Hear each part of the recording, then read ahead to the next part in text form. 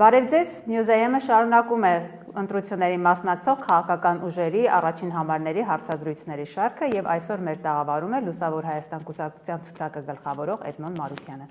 Պարոն Մարուկյան, բարև ձեզ եւ շնորհակալ եմ մեր հրավերը ընդունելու համար։ Պարոն Մարուկյան, քարոզարշավը ընթանում է եւ դուք դեռևս ոչ ավանդական ձևով եք շարունակում, տարբեր կառույցների մոտ եք քարոզարշավ իրականացնում, Բարձրագույն դատական խորհրդի մոտ էիք, հետո նաեւ ԴՀԿ-ի, եթե չեմ սխալվում, այսպես շարունակելու եք, ինչպես է ընթացքը լինելու։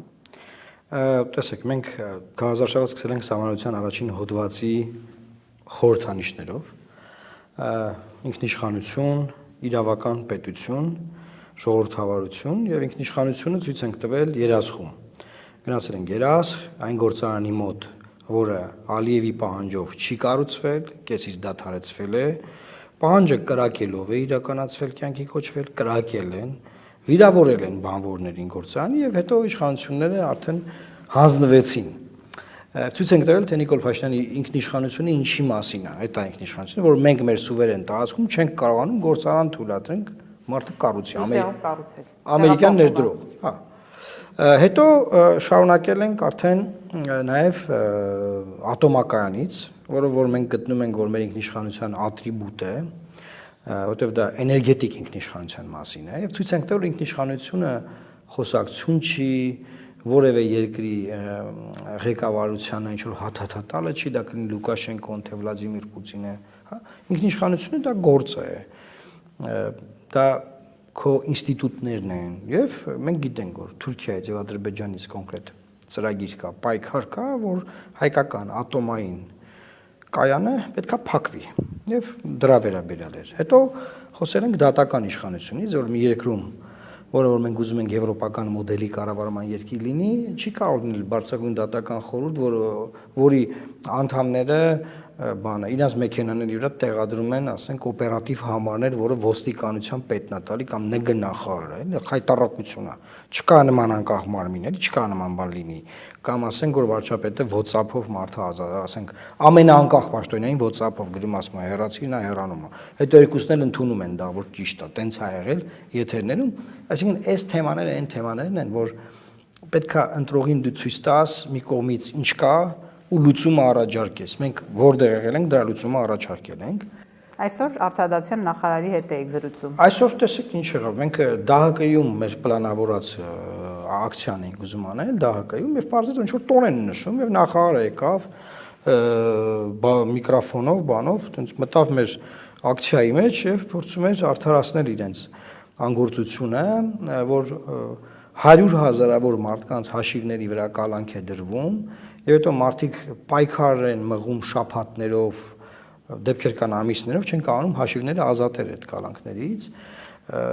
բռնագանձումներ է տարածվում անտրամաբանական, որ նայեք ԴՀԿ կայքում աճուրների ցանկը ուղղակի ամոթալի է, այնպիսի բաներ են մարդկանցից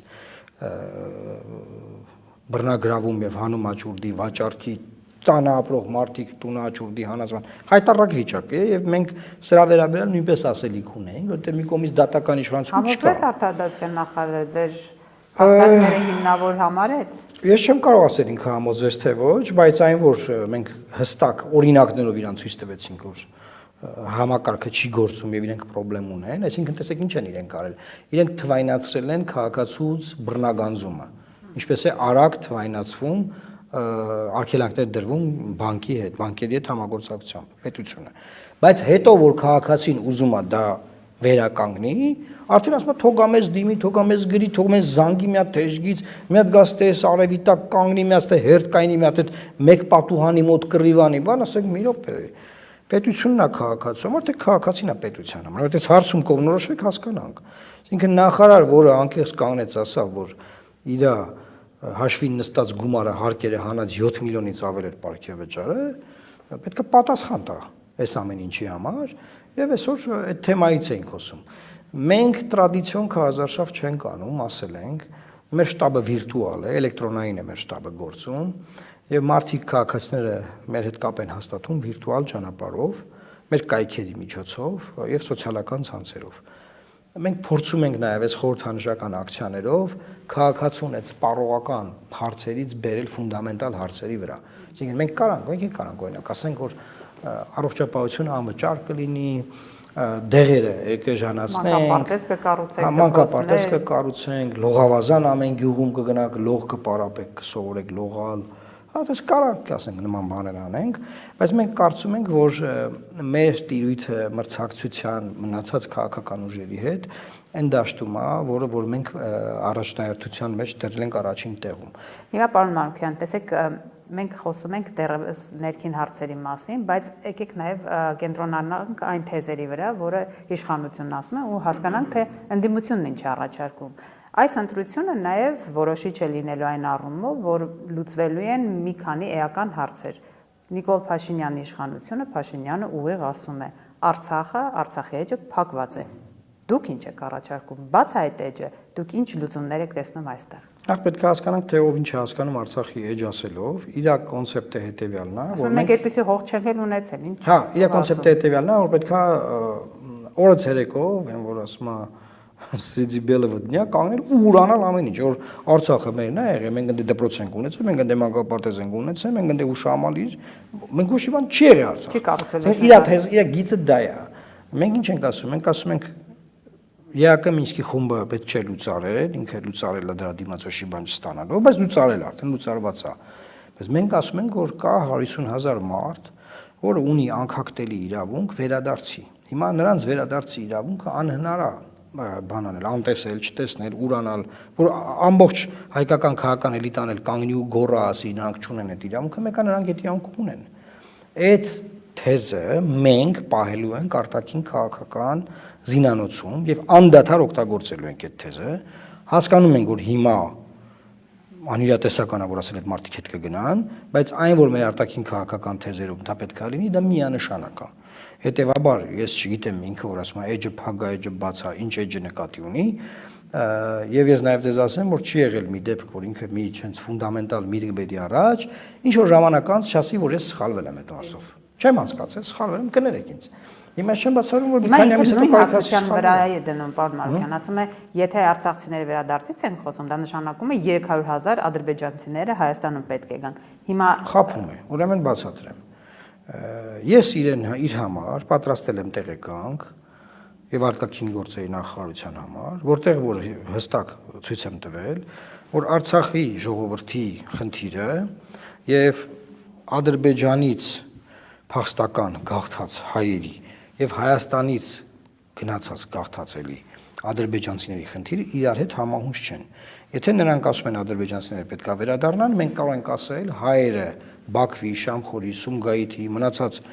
ադրբեջանական քաղաքների պետք է հետ գնան։ Նրանք էլ յանք ունեն այնտեղ հետ գնալու։ Տներ ունեն, գույք ունեն, ամեն ինչ ունեն, եկեղեցի ունեն, ամեն ինչ կա, այսինքն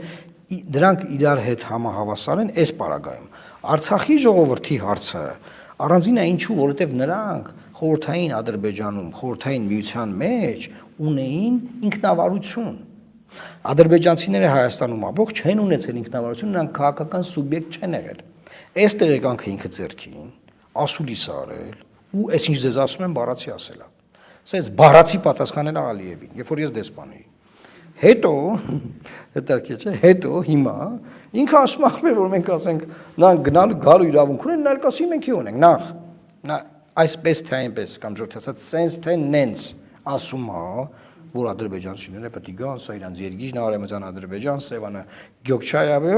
ասում է Ալիևը, չէ՞ ցախ։ Այսինքն ինքը չի նայում է Նիկոլ դու ինչ ես ասում, ինչ ես ասում։ Սա մեկ երկրորդը։ Չի կարելի հրաժարվել քո լեգալ, լեգիտիմ հիմքերից, վերցնել Ալիևի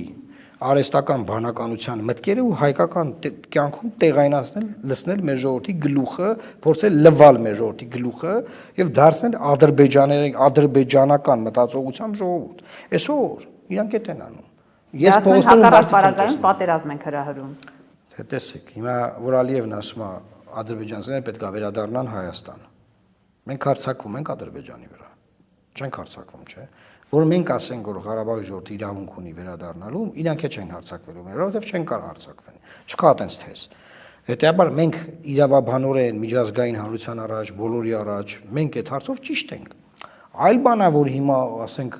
Կարող է ամենօրյա ռեժիմով դա չի մեր խոսույթը լինելու, պետք չի որ դա լինի ամենօրյա ռեժիմով, բայց ուրանալ դրանից չի կարելի, դա պահել զինանոցում դիվանագիտական բացարձակապես ճիշտ է ու պետք է դա անել։ Եվ մենք դա անելու ենք, մենք դա խոստացել ենք ժողովրդին, դա մեր թեզերից է, եւ ասում ենք մի խափի մարդկանց ադրբեջանցիների վերադարձի հարցը կապ չունի Ղարաբաղի ժողովրդի հետ, որովհետեւ դրանք ուրիշ հարցեր են։ Իր ասուրիսը կարակ բացեք, նայեք, որ ինքը էս բառացի ես ինչ ասեցի, ինքը ասել է Ալիևին։ Պատասխանել է ժամանակին։ Այսինքն հասկացանք Արցախի մասով ձեր օրակարգում մնում է արցախցիների վերադարձի հարցը։ Այո, միանշանակ։ Իսկ Արցախի հետ կապված ինչ ունեք, թե այս պահին կարծում եք դա էլ իրատեսական չի։ Այս պահին բացի վերադարձի հարցը իրավաբանորեն, մնացած հարցերը ստորադաս են, որտեղ մարդ չկա հողի վրա։ Մնացած հարցերը չեն կարող ծնվել։ Հարցերը կարող են ծնվել հողի վրա մարդ լինելուց։ Հողի վրա մարդ չկա, մնացած հարցերը երկրորդական են դառնում մարդ լինելու։ Այսինքն, երբ որ մարդկանց հողի վրա լինելը քննարկվի, երբ որ դա դառնա իրատեսական, երբ որ դա տեղի ունենա, նոր մնացած մասը կարաս խոսած։ Դե չէ, գիտեք հիմա կարող են շատ-շատերը շատ բաներ ասել, բայց ես այդ բանակցությունները գիտեմ, դրսից գիտեմ, էսա իրավիճակը, սա հնարավորինի մեջ է։ Այն ինչ որ ես ասում եմ, սա հնարավորինի մեջ է։ Ուժեր կլինեն որ կասեն մենք գնում ենք Ղարաբաղը բերենք, խնդրեմ թող գնան բերեն, հարց չկա, պրոբլեմ չկա։ Ես չեմ էտենում նման ուժ, չկա տենց ուժ։ Այո, այս բանը չկա տենց քարոզարշավ, չի խոսում այդ մասը, որտեղ իրատեսություն չկա այդ ամենում։ Հիմա նաև հասկանանք արտաքին քաղաքական կուրսի հետ կապված ինչպես եք դուք պատկերացնում իրավիճակը։ Իշխանությունը այս պահին օրինակ իրենց Ռուսաստանից երկընտրանք են առաջարկել, իրենք չեն կողմնորոշում, ասում են դեռ միջև մենք կմնանք ԵԱՏՄ-ում այնքան ժամանակ, քանի կարող ենք, Եվրամիության հետ կապված էլ կարծեք թե նախագիծ ընդունեցին, հետո գործընթացներ չկա։ Նախ ուզում եմ մինչ անդրադառնանք իշխանության այս անորոշությանը, ձեր կուսակցությունը ինչպես է տեսնում Հայաստանի քաղաքական հեռանկարը, արտաքին քաղաքական, դեպի ԵՄ, դեպի Ռուսաստան, ո՞րն է լինելու հստակ ձեր մոդելը։ Ուրեմն հենց հիմա աշխարհում ինտեգրացիոն process-ներ չկան։ Երբ որ մեր տարածաշրջանը ինտեգրացիոն process-ների մեջ ներգրաված չի կարելի տարածաշրջանից դուրս սկսել ինչ որ, ասենք, հիմարություններ խոսալ։ Այսօր եվրոպական լայնացման, տարածման քաղաքականություն գոյություն չունի Եվրոպական միությունում։ Հետաբար այս հարցը չկա։ Այսինքն չեղած հարցի վերաբերյալ, սա նույնն է, որ ասենք մենք որոշել ենք ունենանք մոդուլային ատոմակայան, եղբայր չկա մոդուլային ատոմակայան։ Որոշի, չկա տենց ատոմակայան, ինչ ես ուզում դու։ Հիմա նույնը ԵՄ-ի մասով է։ Մեր թեզը հետևյալն է։ Մենք ասում ենք, որ մենք Հայաստանը դարձնելու ենք եվրոպական մոդելի պետություն։ Ինչ է դա նշանակում։ Մենք ժողովրդին չենք խաբելու, թե այս երկիրը դառնում ենք Եվրոպա, ոնց որ Փաշինյանն է ասում։ Մենք ասում ենք Եվրոպան բերելու ենք այստեղ, Հայաստան։ Ինչ ասա, սա նշանակում է, որ եվրոպական չափանիշները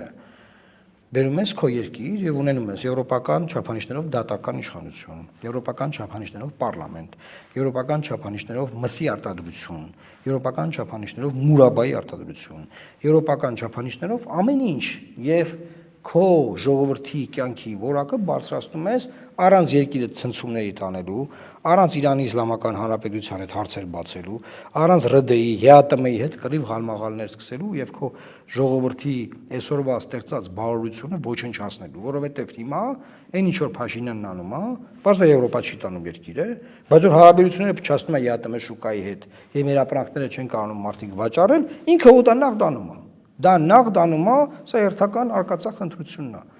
Իր հաշվարկն է, որ մտածում է, հեսա կընտրվեմ, կգնամ Մոսկվա, կասեմ լավ ախպեր, ինչ եք ուզում, ասեք ես կանեմ։ Այսինքն խաղաց Եվրոպացուն որ այս ապրանքը վաճառեց, հեսա կառուսական։ Այսինքն միևնույն է ինքը դեպի պրո-ռուսական քաղաքականության ռուսական ինքը գիտի, չէ՞, նայ։ Ես վարչապետը չեմ, ես գիտեմ, որ այդ չկա այդպես բան, չէ՞։ Ինքն է ինձանից լավ գիտի, որ չի կարող այս երկիր տան Եվրոպա։ Ամեն ինչը կառուցված է խաբեության վրա, խաբել մարդկանց, հույսեր տալ, տրամադրել, որովհետև ինչ է, եվրոպական հայացքներով ընտրողները պետք է մեկին ընտրեն, չէ՞։ Մենք ինչ անում, իր հետ գործընկեր քաղաքական միավորներին, ովքեր այդ դաշտում են խաղում, բոլորին թողնելու է ձեռնունայն, որովհետև դրա դրոշակը վերցրել է ու այդ սաղի ձեները սրբելու է ինքը մենակով տանի, դա իր ծրագիրը, դրա համար է անում։ Միևնույն ժամանակ նաև դա որպես իր այդ թեզերը որպես պրոդուկտ Եվրոպայի վրա վաճառվում է, որ ինքը այս ռեգիոնում ամենաժողովրդավարականն է, ինչտեղ տեղի ունենա, այնտեղ աշկ փակեն, բան։ բազմաթիվ խնդիրներ լուծում սրան։ Ընտրություններից մեկ ամիս առաջ, երբ որ մեծ թվով եվրոպական առաջնորդներ եկան Հայաստան, այդ գագաթնաժողովները, այդ ամբողջը որևէ ազդեցություն չի ունենալու, այսինքն իշխանական կուրսի վրա քաղաքական, դա զուտ ընտրությունների համար էր, արտաքին այսպես պատկեր ապահովելու համար էր, ոչ մի ազդակ չկա դեպի Եվրամիության։ Ոչ մի ծրագիր չի ընդունվել, ոչ մի պլան չկա, տնային աշխատանք չկա, ռազմավարական փաստաթղթեր չկան, որոնք որ մենք պետք է կատարենք, դառնանք ԵՄ անդամ։ Չկա ոչ մի բան։ Անկամ Հայաստանը տեխնացու, ԵՄ անդամության տեխնացու դառնալու պլան չկա հաստատված, որ մենք կատարենք դա, ոնց է դա լինում։ Քեզ տալիս են պլան, դու պլանը ստորագրում ես, սկսում ես կատարել բարեփոխումները, որ հետո վերջ ասում են դու կատարեցիր, ապրես 5 ես կատարել, դու դառնում ես տեխնացու։ Հետո տալիս են մյուս պլանը, սկսում ես դրանք կատարել, դե դա պարզ տարիներ է տևում։ Դա էլ էս ավարտում, ասում են ապրես, եթե 5 ես կատարել, այ հիմա մենք պետք է քննարկենք ու քաղաքական որոշում ընդունենք, թե դու կլինես ԵՄ անդամ, թե ոչ։ Հիմա քանի տեխնացու երկիր կա հերթում սպասող, մինչև հələ մյուս երկրների հարցը քննարկվի եւ նրանց չեն ընդունում։ Մի բան է հնարավոր հիմա անել, ես խոսք եմ տալի մեր ժողովրդին, մենք պարլամենտում լինելու պարագայում մարդիկ որ ընտրեն մեզ, մենք այնտեղ կարագացնենք ռեֆորմը վիզայի ազատականացման։ Դա ես կարող եմ խոստանալ։ Մնացած մասը ով ինչ կասի սուտ է։ Վիզայի ասում են մեր իշխանությունը եթե մնաց մի քանի տարի հետո այդ ամեն ինչը լուծվելու է։ Նայեք, Նիկոլ Փաշինյանի մոտ եղած պլանով 4 տարի է մոտարապես տևալու։ Ես խոստանում եմ 2 տարում դա անել։ Ես ձեզ ավելին ասեմ, եթե իրանք ռեֆորմները նորմալ անեին, կոմպետենտություն ունենային բավարար, վիզայի ազատականացումը հնարավոր էր 25-ին հասնել, 21-ից 25-ին։ 21-ից 25-ը քանի որ իրանք ձախողել, կործանել, վարի ընդվել այդ ծրագրերը, սանդաթար ասել եմ, սեպայի իմպլեմենտացիան Հայաստանը տապալել է։ Եվ ԵՄ-ն խորհրդականները նշանակել Հայաստանի համար, որ օգնեն, որ կարողանան իմպլեմենտացնել։ Տապալել են ռեֆորմները բոլոր։ Եթե մենք էլ ենք հասկանում, Փաշինյանն էլ է հասկանում, որ ԵՄ չի կարող Հայաստանը գնալ, այդ դեպքում Ռուսաստանից այս անհանգստությունը ինչով է պայմանավորված, ինչու Պուտինն անձամբ մի քանի անգամ հստակ մեր առջև երկընտրանք է դնում, այդ անհանգստությունները ինչի համար։ Որովհետև ինքը ամեն ինչ անում է, որ հարաբերությունները փչացնի, բայց ասի դա ես չէի։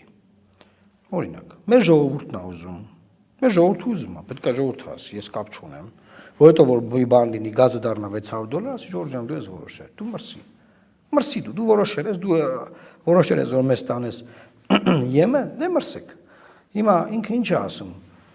Պատասխան չունի, չէ՞ նրա վերաբերյալ, որ Ուկրաինայի նախագահը եկել Հայաստանի մայրաքաղաքից հոխորտանքներ է տեղացել ՌԴ-ի նկատմամբ։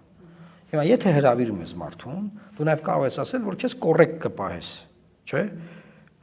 Բայց հրավիրել է 1, չի կարողացել ասել 2, այդ մարդը իրան կոռեկտ չի պահել 3, եւ հիմա ունենք այն ինչ որ ունենք վատ հարաբերություններ, որի արդյունքում հայ գյուղացին, տնտեսվարողը, Վայլդերբերիզով ապրանք վաճառողը այսօր խնդրեմ ունի։ Դա այսօր դարել է Նիկոլը, ինքը չկարած ես կապ չունեմ։ Ինքն է արել։ Ինքն է արել։ Ասենք բացարձակապես պետք չէր այդ ամեն ինչը այստեղ կազմակերպել։ Դե ասում էր 3 լրագրողների հետ զրույցում, ասում էր համարյա մեջբերում եմ էլի խոսքերը, մոտավոր ինքը չէր կարող գրաքննել պետության ղեկավարների ասածները, ինչպես իր ասածը չեն գրաքննում, երբ որ ինքը գնում է այնտեղ։ Ինքը կարող էր Զելենսկուն չհրավիրել։ Շատ հանգիստ։ Ինքը նպատակային հրավիրել է գիտակցելով որ տենց է լինելու է։ Որտես դու բզբզանելի, թո տենց է տենց լինի, նա են տենց ասի, տենակ ինչ կլինի։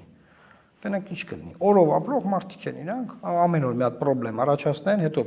փորձեն հերոսաբար դրա դեմ պայքարեն, բնականաբար ունքն ուղղելու տեղը աշկն է կհանեն ու դու տենց այս վերջի տարիներին մենք տեսել ենք ինչ ա եղել էլի։ Եվ ամենակարևոր արտաքին քաղաքական ուղղությունը Թուրքիա եւ Ադրբեջան։ Պարոն Մարուկյան, դուք ինչպես եք պատկերացնում խաղաղ ձևով Ադրբեջանի հետ ապրելը։ Այսինքն, երբ որ պատերազմներ չլինեն, Փաշինյանն ասում է օրինակ իշխանության տեսակետը դա է, նա կառուցում է խաղաղություն։ Հիմա լավ, բա ինքը խաղաղության այս ճանապարհն է տեսնում։ Ո՞րն է լինելու խաղաղության ձեր ճանապարհը։ Ուրեմն չի կարելի կառուցել խաղաղություն կողմերից մեկի ոչնչացմամբ, դա չի լինում։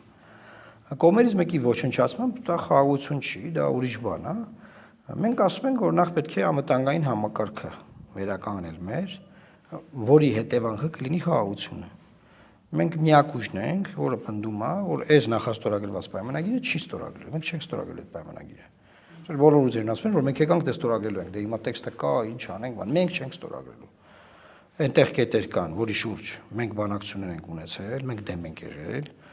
25 թվականի հունվարին Նիկոլը վերջնականապես ընդունել այդ կետերը միակողմանիորեն։ Այդ կետերը հնարավոր է բանակցել, հանել ու նոր գալ այդ պայմանագրին առանց մեր սահմանադրությունը փոխելու։ Մենք համաձայն չենք մեր սահմանադրությունը փոխելով, նկատի ունեմ ռեֆերենդում դնել Ալիևի ասելով եւ հռչակագրից հեռացնել այդ հողումը։ Գնալ նմանատիպ փաստաթուղթ ստորագրելու։ Պատերազմի այդ իմաստով որևէ վտանգ չկա, դա իր տերորն է եւ այստեղ շատ կարեւոր հանգամանք կա, որ մեր իշխանությունները նաեւ որոշակի իմաստով ազնիվ են ժողովրդի հետ։ 2 օր առաջ Արադ Միրզոյանը իր ելույթում ասաց, որ մենք ադրբեջանական դասն ենք վերահսկում։ Ինչի են այս խոսքերը ասում նախընտրական կամպանիայի ժամանակ ուշադիր եղեք։ Դա ասենք նեգատիվ է, պետք չէ ասել ձայնս հավաքում, ուր էս էդի ասում, չէ՞։ Բայց չէ, այս նախընտրական կամպանիան Ալիևի համար են նաև իրենք անում, որ նայ մենք ժողովրդին տեղյակ պահենք, որ հողեր ենք տալու էլի քեզ։ Հետո որ մենք ընտրվենք, դու մի խանգարի, մենք ընտրվենք, մենք հողերը տալուց որ ով որ դու զգացույց անի բողոքի կամ մեզ քրֆի, մենք ասենք ապեր ջան, դալսի։ Կապանում ես եմ, չէ, ելույթ ունեցել ասել, որ մենք տարածքներ ենք վերահսկում ադրբեջանական, հա։ Դրանից հետո ինձ եկե ընտրեք, չէ։ Դե մի մենք էլ այդ ծրագիրը իրականացնում ենք, ինչ եք ուզում։ Այսինքն այն ինչ որ իրանք ասում են, բացարձակապես խաղաղության հետ կապ չունի։ Եվ այդ փաստաթուղթը պետք է վերաբանակցել, չի կարելի այդ փաստաթուղթը ստորագրել, որովհետև այն մեր երկիրը կդարձնի հաշմանդամ պետություն։ Այդ փաստաթուղթը գրված է Ադրբեջանի բառամթերքով, Ադրբեջանի մտքով, Ադրբեջանի ձևակերպումներով եւ շատ խորը մտածած, որ եկող 100-ամյակները Հայաստանը դրա պատճառով դժվերու է։ Երբ որ ասում եք վերանայել, նկատի ունեք նաև երաշխավորներ ավելի շատ ներգրավել, որովհետև ուժեր կան, որ երաշխավորներ են ուզում ներգրավել։ Անկեղծ ասեմ, երաշխավորների թեման ես եմ բացել այն ժամանակ։ Բանակցային խմբում ես առաջարկությունով հանդես եմ եկել եւ ընդունվել է, որ մենք պետք է առաջարկ անենք Ադրբեջանին, որ կամ Մինսկի խմբի համանախագահներ լինեն երաշխավորներ, եւ արդեն ռուս-ուկրաինական պատերազմը հանգարում էր այդ թեմային եւ երկրորդ գաղափարը ես դրեցի շրջանառության մեջ, որ մենք ՄԱԿ-ի անվտանգության խորհրդում բանաձև ունենանք, այսինքն մենք միասին փաստաթուղթ ենք ստորագրում, պայմանավորվում ենք, բայց ՄԱԿ-ի անվտանգության խորհուրդը բանաձևով այն հաստատում է։ Եվ հետեւաբար նաեւ ՄԱԿ-ի անվտանգության խորհուրդը մոնիտորինգ է իրականացնում կողմերի միջև եղած պարտավորությունների կատարմանը։ Հիմա նայեք, դուք գնաք ձեր մեքենան ուզենաք վաճառեք, մի քաղաքացու, պրիմիտիվ բան է, չէ՞։ Նոտար եք գնում, որ նոտարը երրորդ հսկի, պետությունը հսկի, որ մեկը մեկին չխափի, պետության կողմից լիազորված մարմին է։ Հիմա երկու պետություն դարավոր կոնֆլիկտի վերաբերյալ բան են պայմանավորվում։ Ու ասում են միջնորդ չպետք է լինի, ոչ մի մոնիտորինգ չպետք է լինի։ Այդտեղ ի՞նչ է տեղի ունենալու։ Մեկը ոչնչանալու է այդտեղ։ Դրա համար եմ ասում, այդ խաղաղություն չի, դա մեկի ոչնչացման գնով է խաղաղություն։ Հետեւաբար ցանկացած բան, որ Նիկոլ Փաշինյանը Ալիև հետ պայմանավորվել է, որը որ մեզ է վերաբերվում, դա չի կատարվելու։ Որը որ իրանց հանձնելու մասին է, այդ անպայման լինելու է։ Հետեւաբար մենք ասում ենք, այսինքն նոյեմբերի 9-ի փաստաթղթի նման է լինել, իրենց կետերը կատարվում են, մերը մնում է։ Նոյեմբերի 9-ի փաստաթղթում կողմ կար եւ այնտեղ կետեր կային կատարվում էին։ Հիմա դուք Լաչինի միջանցքը կար մինչեւ այդ փակվելը օգտագործում ենք, չէ՞։ Նենց չէ որ ի սկզբանե չկար, կար։ Նոյեմբերի 9-ից բեթար է լինելու, ես ձեզ անկեղծ ասեմ։ Եվ հետեւաբար մենք փաստաթուղթը, որը կբանակցենք, հա, այդ կիսատ այդ առաջարկը արել եմ, այդ առաջարկը ուղարկվել է Ադրբեջան, Ադրբեջանը մերժել է այն ժամանակ։ Բայց դա պետքա պահվեր մեր օրակարգում, ոչ թե մի անգամ իրանք ասում են համաձայն չենք, մենք դրանից հրաժարվենք, ձեռքերներս բարձրացնենք ու հանձնվենք, հա? Եվ Ադրբեջանի ջանքերով միջնորդներով բանակցությունները դադարեցվեց, բերվեց միայն երկկողմանի, որ իրանք երկկողմանի են ինչ ուզենան, մինչև վերջ դնեն եւ ստանան, եւ դա է տեղի ունեցել։ Հետեւաբար այն ինչ որ իրանք ասում են, մենք մեր բովանդակությունը չի կարելի փոխել պայմանավորված։ Մեր պայմանավորված բովանդակությունը փոխելով պատերազմ կլինի, հա, դա սուտ է, դա կապ չունի իրականության հետ։ Մենք շատ հանգիստ դա կանենք, այդ անգիր այդ բաները գիտենք, ուղղակի ինքը չի հանձնվել դեռևս 25 թվականին, որովհետև եթե շարունակեր այդ մի տարին բանակցել, գալու էր նախընտրական փուլին, եւ նախընտրական փուլում իրենց քաղաքական մերկանտիլ շահերն ավելին են իրենց համար, քան պետության շահերը, իրանք համաձայնվեցին զիջեցին այդ ամեն ինչը։ Հայաստանի իշխանություններն են խոստովանում, որ Թուրքիան իր հարաբերությունները Հայաստանի հետ կառուցում է Ադրբեջանի հարաբերությունների կառուցման այսպես համատեքստում։ Դուք կարծում եք, որ հնարավոր կլինի ամեն դեպքում սահման բացել կամ այդ տարբերակը ճիշտ է ձեր կարծիքով։ Այսօր օրինակ մենք լսեցինք մի փոքր ինչ-որ մի բան, Արադ Միրզոյանը շշնջում էր Նիկոլ Փաշինյանի ականջին եւ հասկացանք, որ ընդամենը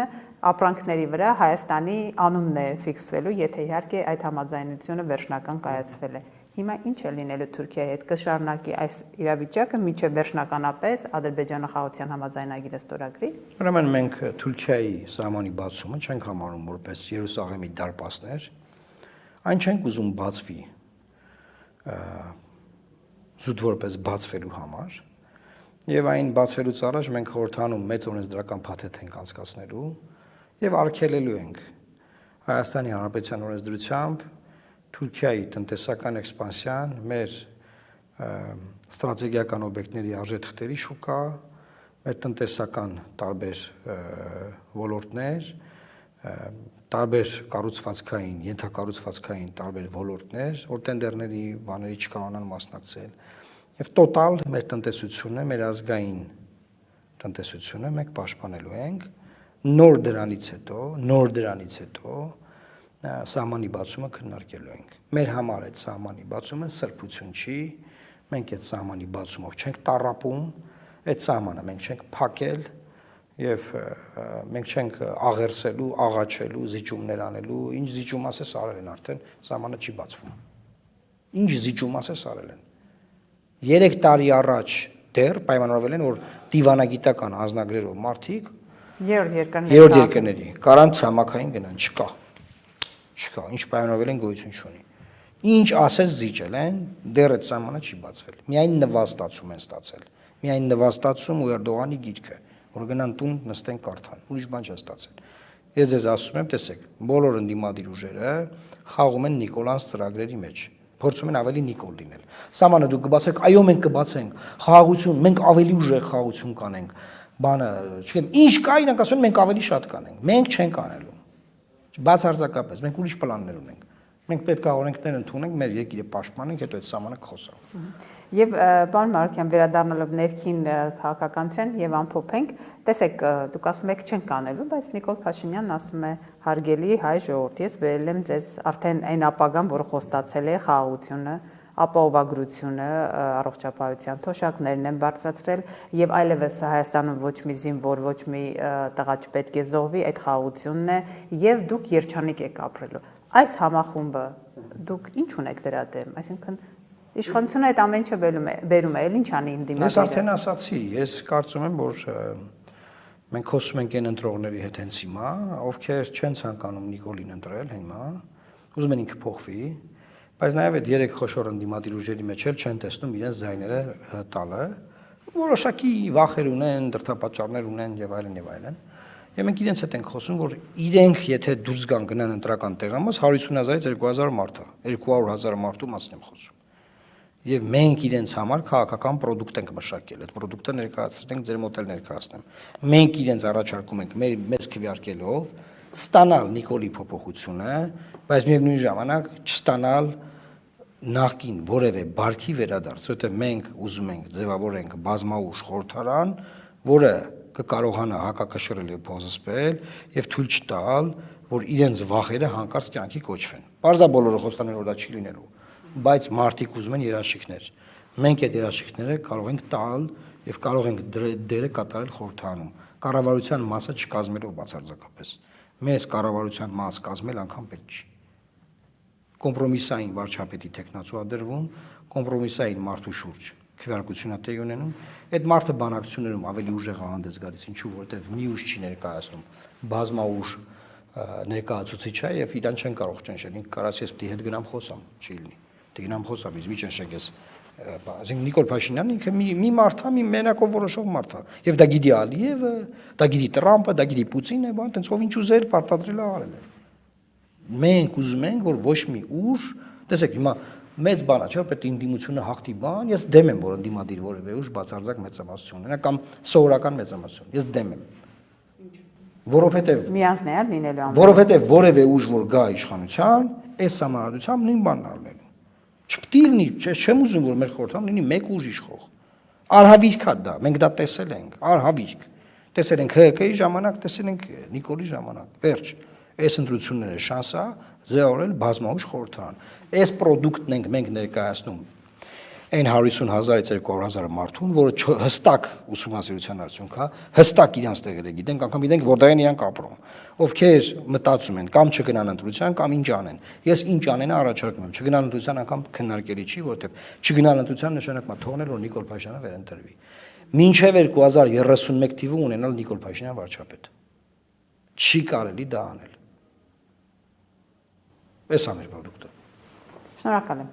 Ես եմ շնորհակալ։